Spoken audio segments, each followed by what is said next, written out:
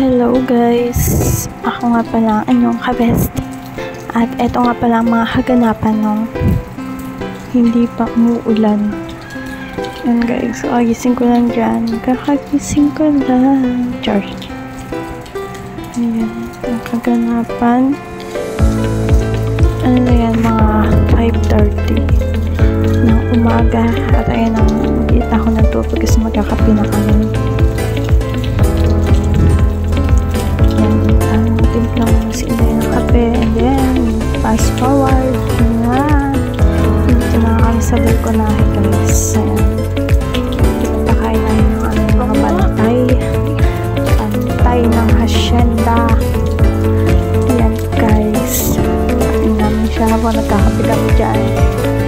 Pero gusto namin magkape, eto na nga. Ayan na guys, gusto namin magkape.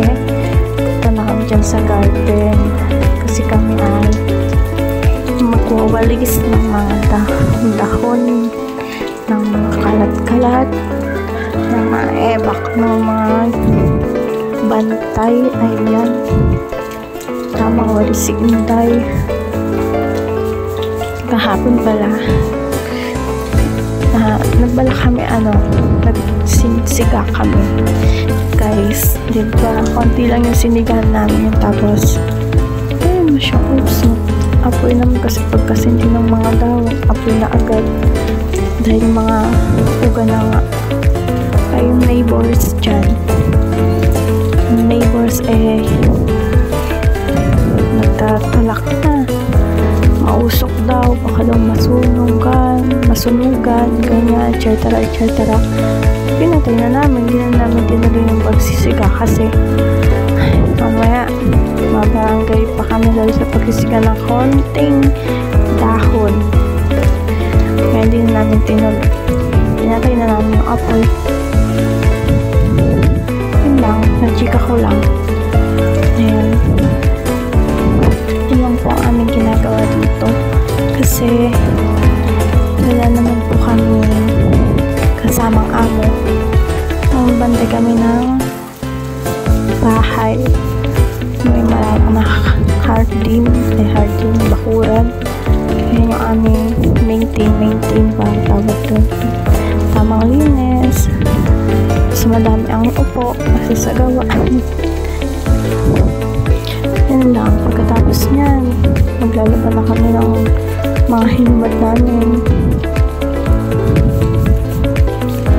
Yun ang gawa na dyan. Diba ang sarap, sumasahod ka tapos petics na ng trabaho. Ganyan.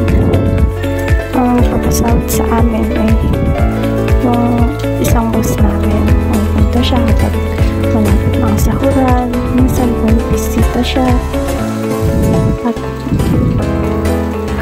may time, ganun lang. Gawain dito guys, diba? Swerte namin kasi dito kami napuntang trabaho. But hindi naman ako magtatagal dito kasi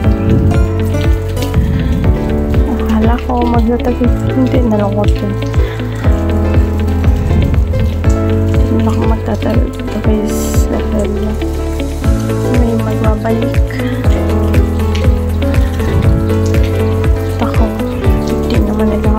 Ano kaya maghanap ako ng ibang work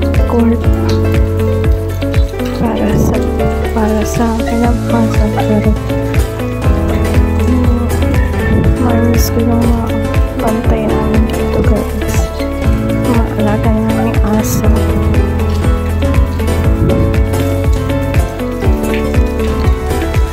Guys, ganyan lang. Nakatayo lang ako dyan, tapos lakad ulit. Diba? Yung final touch ba yun? Samahan ko na po final touch ng ginawa ko. Siya nasisiyahan dyan. Kasi sobrang daming dahon. Taglagas tawag dun. Gago. Daming dahon yan guys. Buti nga hindi nakakalbo yung puno. Sobrang daming dahon nun. nag-voice over ako ngayon habang mga ulan dito. Ngayon, laksa ng ulan dahil may bagyo na nga daw.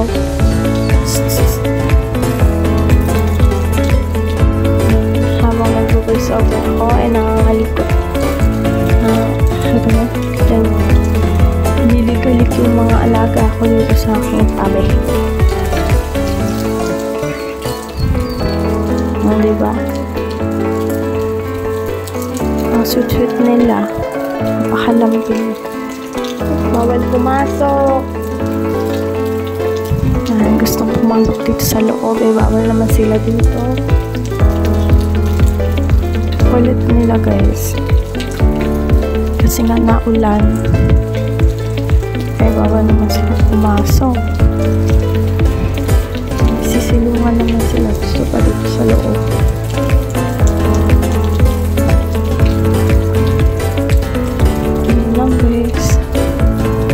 Thank you sa panonood. See you in our next vlog.